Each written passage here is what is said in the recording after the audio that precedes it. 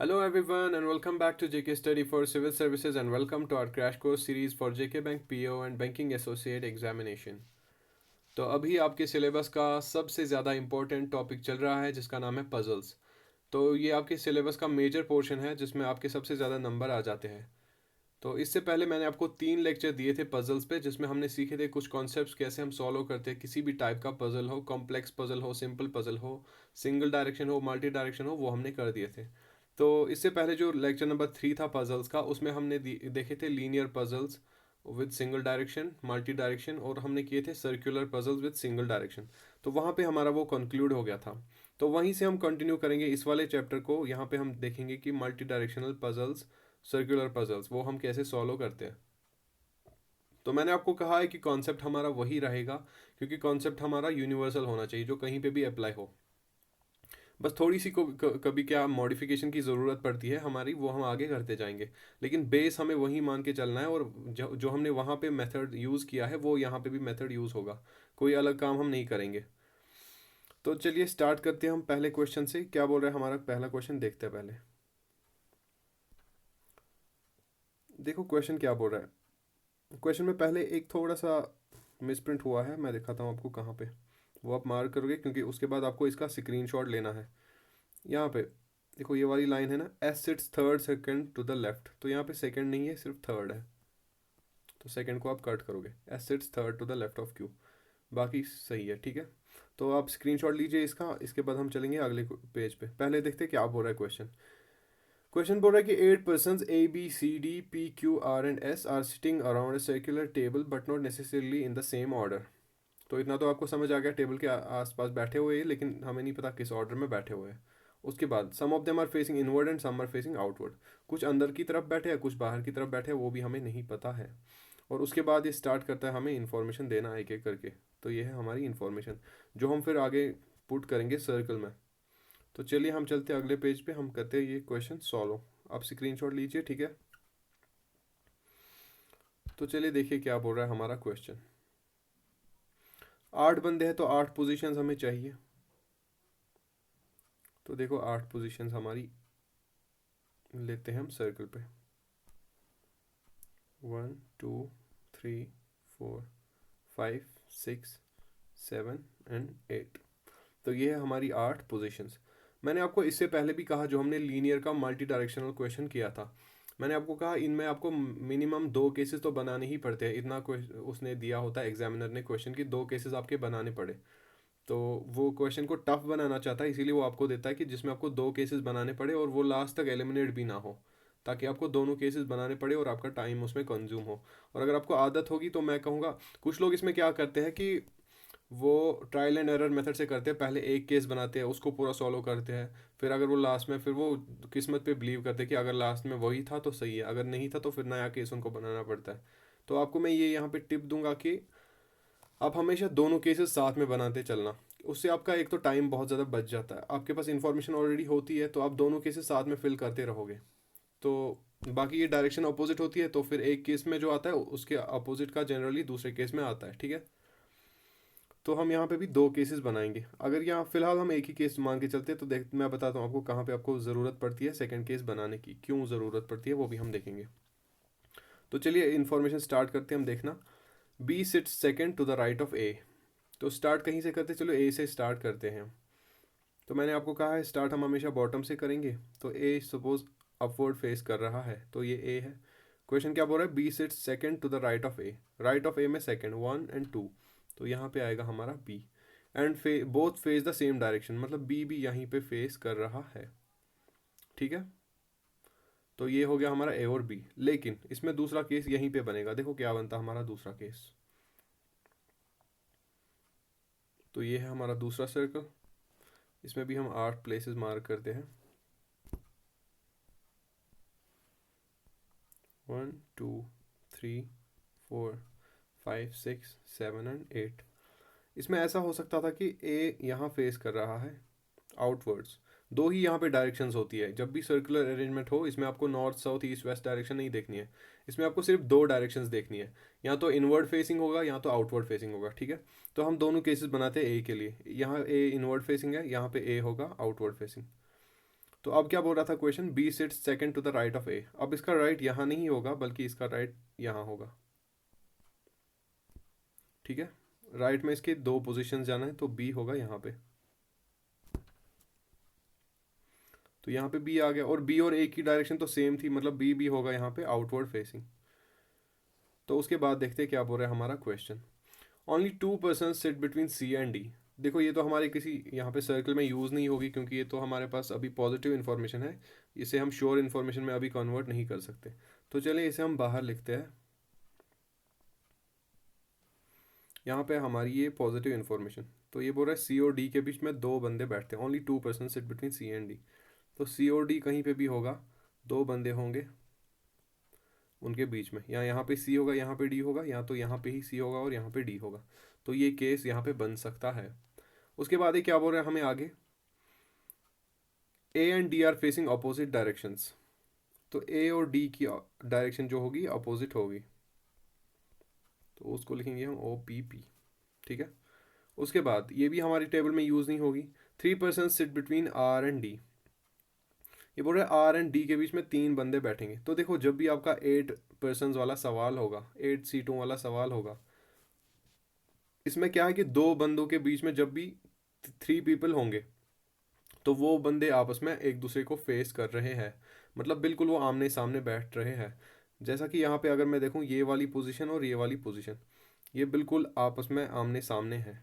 ऐसे ये वाली पोजीशंस आमने सामने है, डायगोनली अपोजिट जिसको हम कहते हैं, ऐसे ये वाली पोजीशन, ठीक है। तो जब भी दो बंदों के बीच में यहाँ पे 3 पर्सन्स होंगे, लेकिन ये सिर्फ है तब जब 8 बंदे होंगे टोटल में, तो तब आमने सामने होते हैं ये। तो इसका मतलब यहाँ पे भी आर और डी क्या है, आमने सामने बैठे हुए हैं। तो इसको भी हम यहाँ पे लिख देते अलग से, आर एंड डी। इसके लिए मैं एक सिंबल लेता हूँ ऐसे। तो आर एंड डी आमने सामने, ये भी हो गया। उसके बाद एस सिट्स सेकंड, क्या बोला था मैं, हाँ third, S sits third to the left of Q. ये मैंने आपको बोला था क्वेश्चन में, वहाँ पे एरर था। S sits third to the left of Q and both are facing same direction. ये बोल रहा है क्यू के लेफ्ट में एस बैठता है कितनी पोजीशन पे, थर्ड पोजीशन पे। तो मतलब सपोज यहाँ पे अगर क्यू है, ऊपर फेस कर रहा है 1 2 एंड 3, उसके बाद एस आएगा थर्ड पोजीशन पे।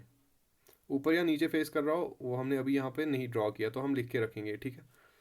And both are facing the same direction, इसका मतलब डायरेक्शन भी इनकी एक ही होगी, आउटवर्ड फेसिंग या इनवर्ड फेसिंग वो हमें नहीं पता फिलहाल। उसके बाद ये क्या बोल रहा है, B and R facing the same directions. एक और क्ल्यू है कि बी एंड आर, उनकी डायरेक्शन क्या है, सेम। तो बी की तो हमें यहाँ पता है आउटवर्ड है, या यहाँ पे पता है इनवर्ड है, जो भी है, तो आर की भी वही होगी। उसके बाद ये क्या बोल रहा है, P sits third to the left of B.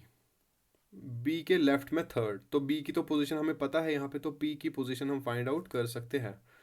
देखो लेफ्ट ऑफ बी में थर्ड, बी का लेफ्ट होगा यहाँ पे, तो 1 2 एंड 3, तो यहाँ पे आएगा हमारा पी।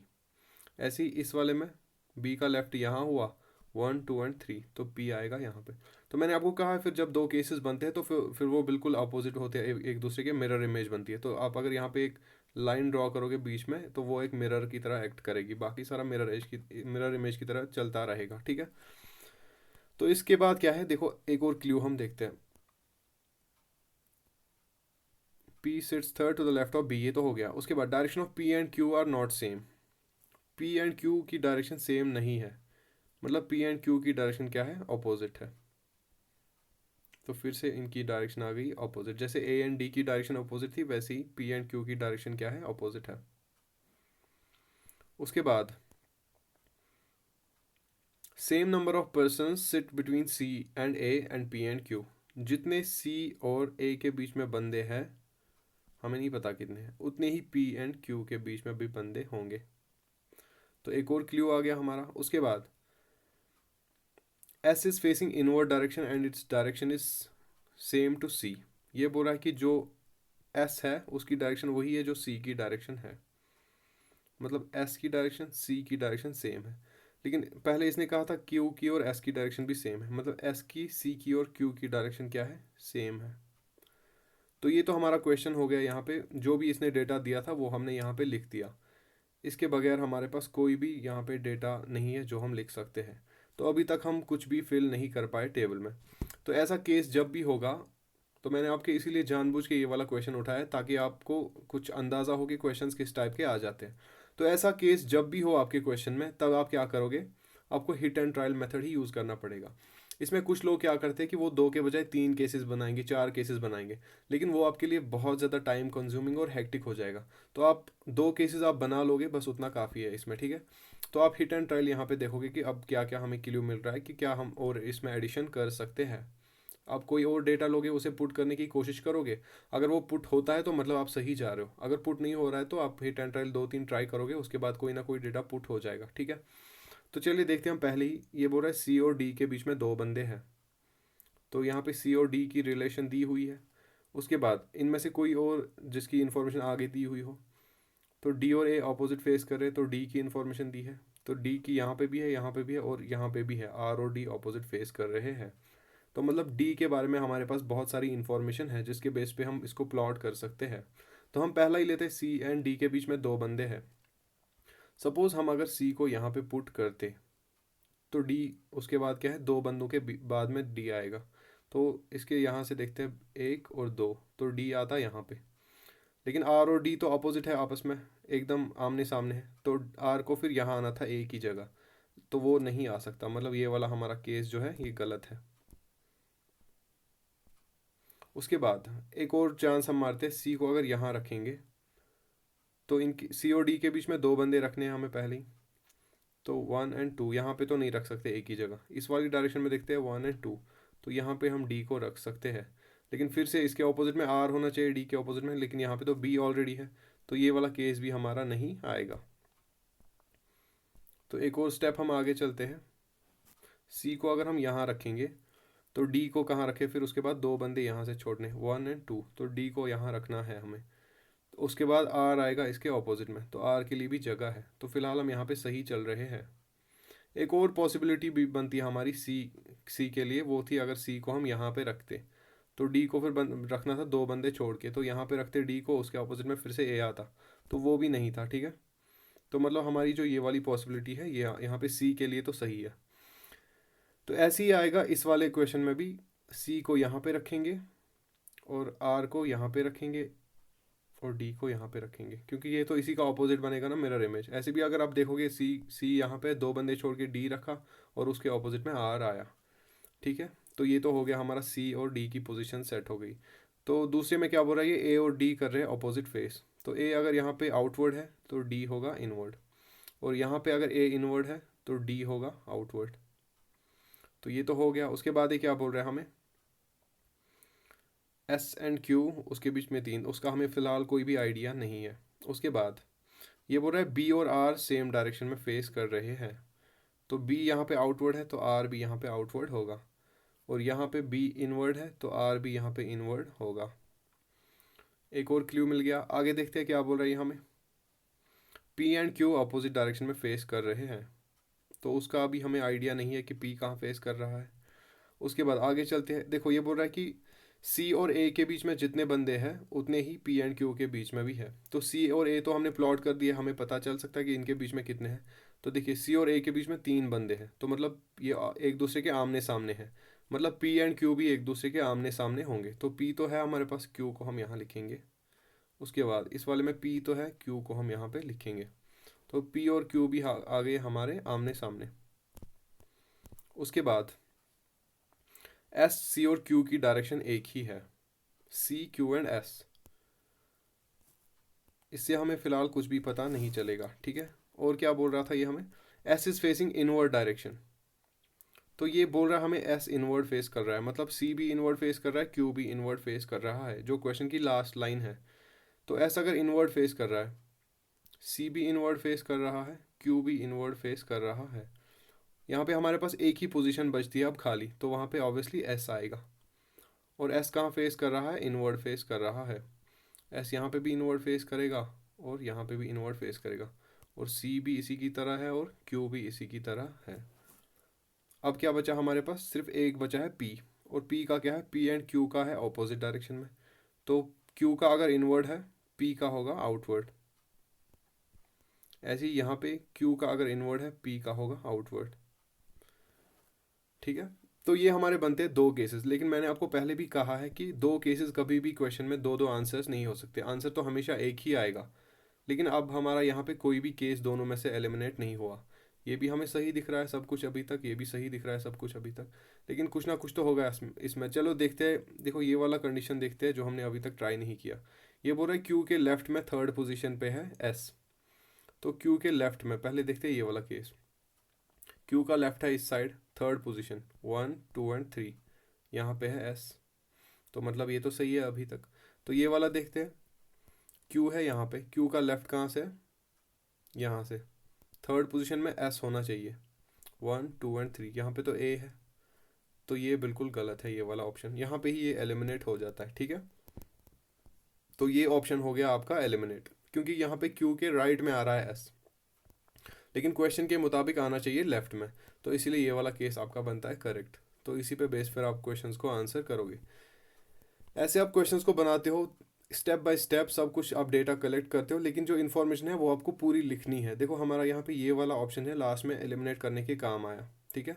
तो कुछ भी आपको मिस नहीं करना है, जितनी भी इन्फॉर्मेशन दी होगी वो आपको ज़रूर यहाँ पे नोट डाउन करके रखनी है, तभी आप इसमें से एलिमिनेट कोई ऑप्शन कर पाओगे, ठीक है। तो चलिए इसमें एक और क्वेश्चन देखेंगे हम आगे। आप बोल रहे थे बॉक्स की प्रॉब्लम्स, फ्लोर की प्रॉब्लम्स, उसमें भी हम कुछ अच्छे अच्छे प्रॉब्लम्स करेंगे, बॉक्स पे भी करेंगे और फ्लोर में भी करेंगे आगे, ठीक है। तो चलिए देखते हैं हम अगली प्रॉब्लम हमारी क्या है। तो अगला प्रॉब्लम है हमारा बॉक्स बेस। आप देख सकते हो पहले ही लिखा हुआ है 9 boxes are kept one above the other. तो ये बॉक्स की प्रॉब्लम है। तो क्वेश्चन क्या बोल रहा है हमारा, देखिए 9 boxes are kept one above the other, at least 6 boxes are kept below H। तो ये डायरेक्टली स्टार्ट कर रहा है हमारा इन्फॉर्मेशन देना। तो पहले क्या बोल रहा है ये, 9 boxes are kept one above the other। तो 9 boxes है जो एक दूसरे के ऊपर रखे हुए हैं। तो 9 boxes में से at least 6 boxes are kept below box H। Box H के नीचे है कम से कम 6 बॉक्सेस। कितने बॉक्सेस है बॉक्स एच के नीचे, 6 बॉक्सेस। तो एच के बिलो कितने हुए हैं, एटलीस्ट 6, मतलब कम से कम 6 है, और ज़्यादा से ज़्यादा तो पूरे हो सकते हैं ये जितने भी है। 9 है तो कम, ज़्यादा से ज़्यादा 8 हो सकते हैं उसके नीचे, ठीक है। 2 boxes are kept between H and C. तो चलिए हम ये स्टार्ट करते हैं डायरेक्टली फिल करना, ये इन्फॉर्मेशन हमारी क्या क्या है देखते हैं।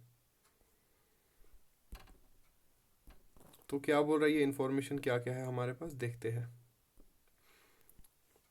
At least 6 boxes are kept below box H. तो बोल रहा है एच के नीचे कम से कम 6 है। तो एच अगर यहाँ पे है 1 2 3 4 5 6, ये है कम से कम के लिए।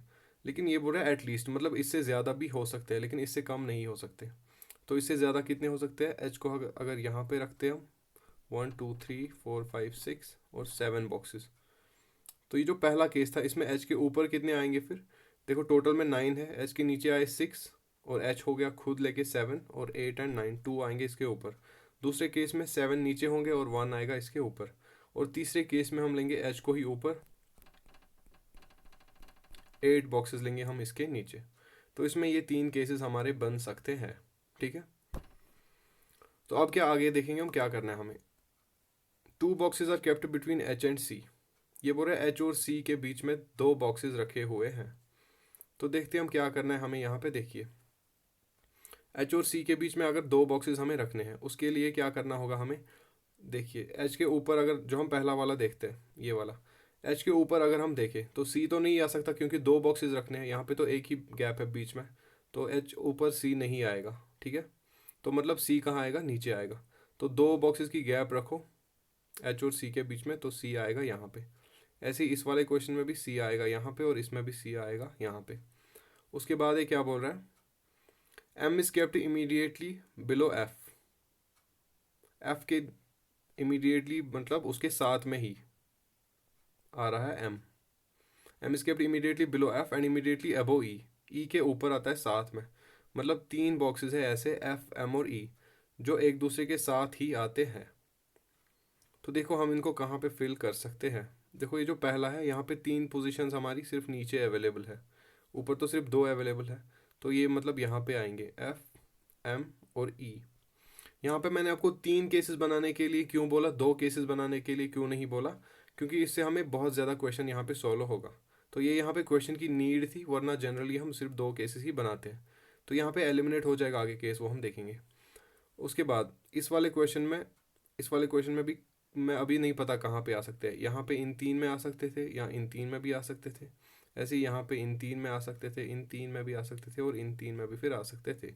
तो इसके लिए तो हमारी श्योर इन्फॉर्मेशन बन गई पहले के लिए, लेकिन सेकंड और थर्ड के लिए अभी ये श्योर इन्फॉर्मेशन नहीं है। तो उसके बाद कंटिन्यू करते हुए आगे जाएंगे, हम देखते क्या बोल रहा है ये। Not more than 2 boxes are kept between C and E. ये बोल रहा है सी और ई के बीच में 2 बॉक्सेस से ज़्यादा नहीं है। तो ये जो हमने पहला किया है, इसमें हमने ऑलरेडी रखे हुए हैं 2 बॉक्सेस, ठीक है। इससे हमें इस वाले टेबल के लिए और इस वाले टेबल के लिए अभी भी कोई इन्फॉर्मेशन नहीं मिली, तो लेकिन हमने लिख के रखा है, पॉजिटिव इन्फॉर्मेशन है हमारे पास। उसके बाद ये क्या बोल रहा है, one of the boxes is के।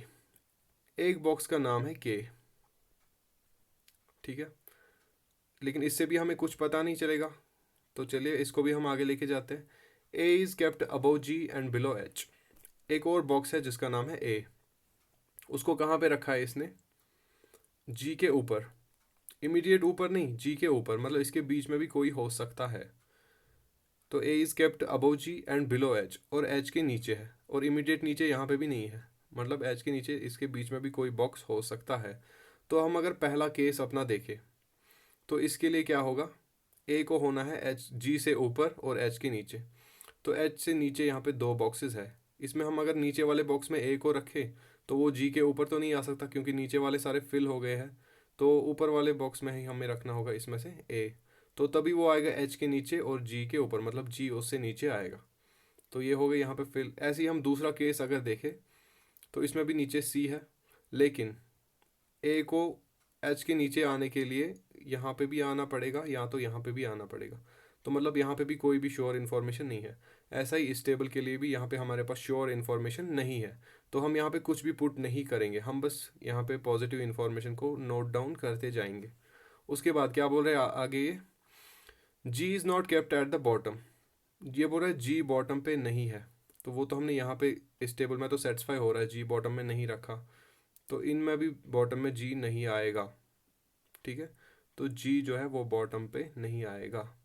तो ये नेगेटिव इन्फॉर्मेशन है, लेकिन इस बिना पे भी हम अभी तक ये फिल टेबल नहीं कर सकते। उसके बाद ये क्या बोल रहा है, less than 3 boxes are kept between G and B. G और बी के बीच में लेस देन 3, तो लेस देन 3 कितना है, या तो 1 है या 2 है, ठीक है, या तो 0 भी आएगा। मतलब 3 से कम बॉक्सेस है जी और बी के बीच में।